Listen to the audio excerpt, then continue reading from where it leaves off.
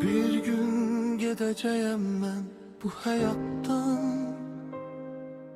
Senin vefasızlığın çok üzdü beni. Bilmezdim bu kadar eziyet verer. Gözümde büyüdüp sevmiştim seni. Vefasız ya, insafın yok.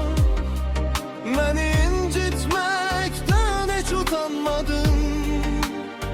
Senden sonra başıma neler gelecek, düşünüp birazcık candan yanmadım.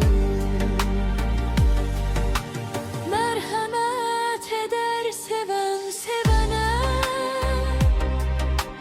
Bir gün karşılaşsak seninle yine. Bilmirəm ne deyip söyleyeyim sana. Sen ki vefasızlık etmişsen mənə.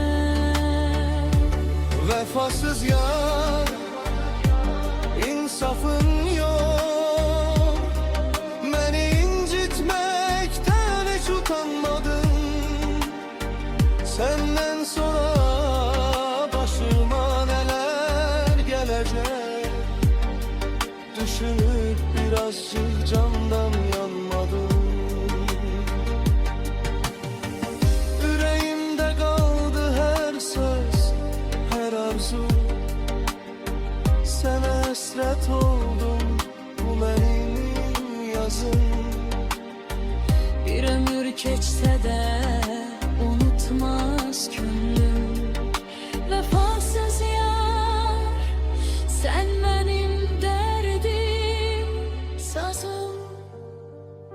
Vefasız yar, insafın